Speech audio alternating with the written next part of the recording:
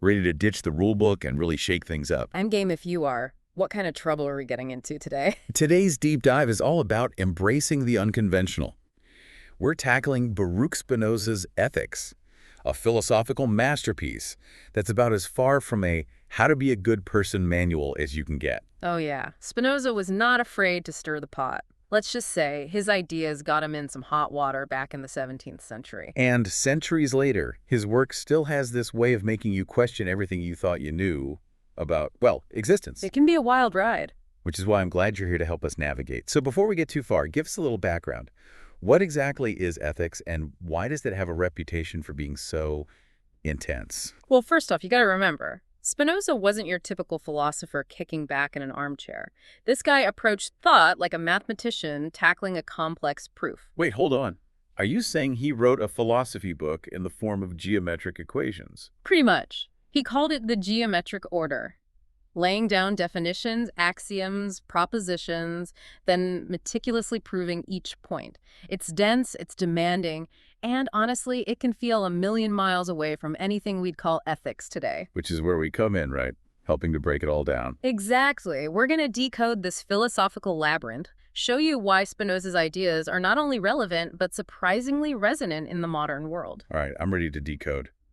Where do we even begin with a mind like Spinoza's? Well, there's no better place to start than with the big guy himself. God. Okay, but Spinoza and God. Didn't he get practically excommunicated for his beliefs? What was so controversial about his take on the divine?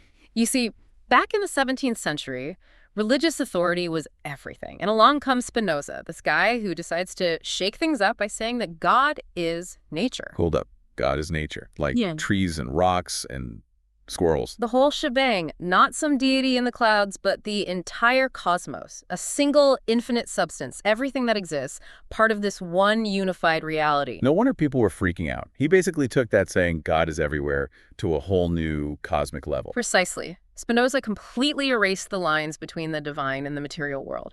He was like, hey, maybe it's not about a supernatural being up there, but the awe-inspiring, interconnected web of existence right here, right now. It's a radical idea, even today, honestly. And that's just the tip of the iceberg. Okay, so Spinoza has basically blown up our concept of God in part one. Yeah. But where does he go from there? Well, this is where things get really interesting, because now Spinoza turns his attention to us. Us? What, like humans? Yeah, specifically the relationship between our minds and our bodies. And keep in mind, he's tackling this centuries before neuroscience was even a thing. Interesting. So what did Spinoza have to say about the whole mind-body connection? Well, he was way ahead of his time in challenging this idea of a hard and fast separation between the two. I mean, we've all heard the phrase mind over matter. Exactly. But Spinoza would say, not so fast. He argued that the mind and body aren't separate entities at all, but two sides of the same coin. In fact, he even goes as far as to say that the mind is the idea of the body. Okay, now that's a little out there. The mind is the idea of the body. Help me wrap my head around that. Here, think about it this way. Imagine you're holding an apple.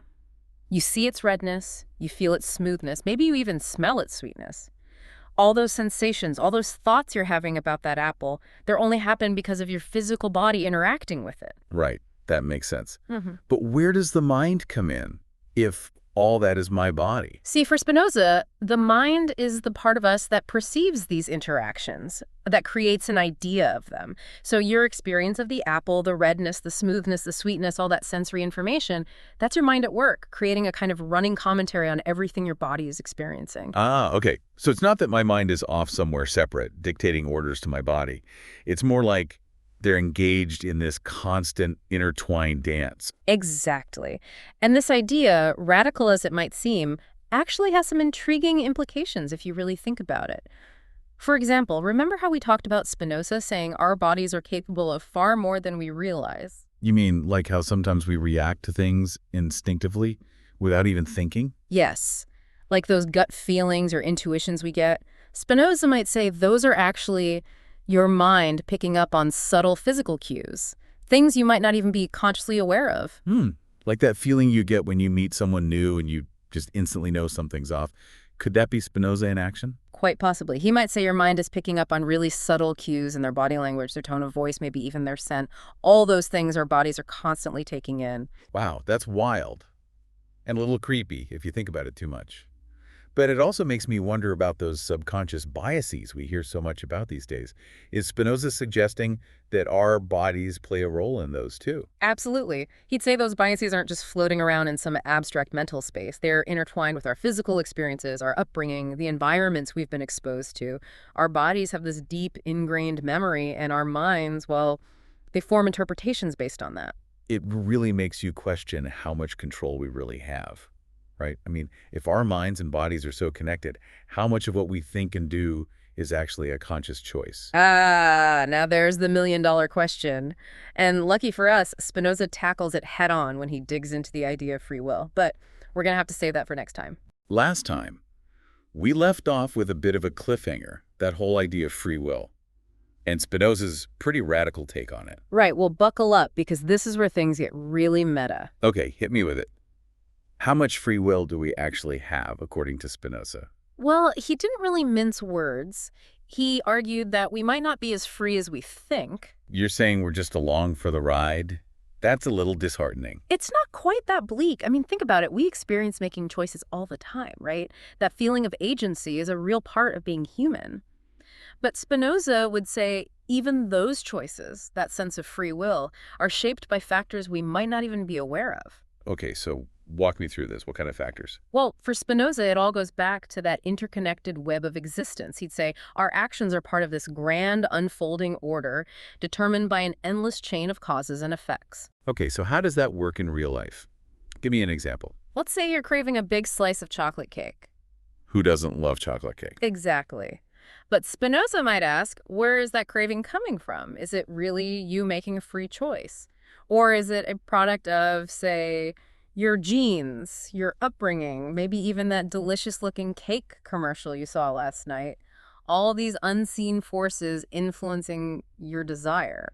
I mean, he's not wrong. Advertising works for a reason. Exactly. So for Spinoza, it's less about being immune to these influences and more about understanding how they work. So if we're not really free in the traditional sense, what's the point? That's where Spinoza gets really interesting. He says, true freedom doesn't come from some illusion of absolute control, but from understanding. Understanding. Yeah. Understanding God, nature, that interconnected web of existence we talked about, and our place within it. It's about recognizing the forces that shape our lives, both seen and unseen, and then figuring out how to navigate them consciously. It's less about fighting the current and more about learning to surf. Exactly. And this, for Spinoza, is where true freedom lies, in understanding that we're part of something much greater than ourselves. It's a freedom that comes from knowledge, from peeling back the layers of illusion to reveal the deeper workings of reality. And in that understanding, he believed we could find a profound sense of peace. It's a pretty radical idea, but it's also incredibly liberating when you think about it. To let go of this need for absolute control and instead embrace the freedom that comes from simply understanding. Exactly. And that, I think, is the beauty of Spinoza. He challenges us to rethink our place in the universe, to find freedom not through dominance over nature, but through harmony with it. It's a lot to ponder, that's for sure. And on that note, I want to thank you for joining us on this deep dive into the mind-bending world of Baruch Spinoza. Always a pleasure. Until next time.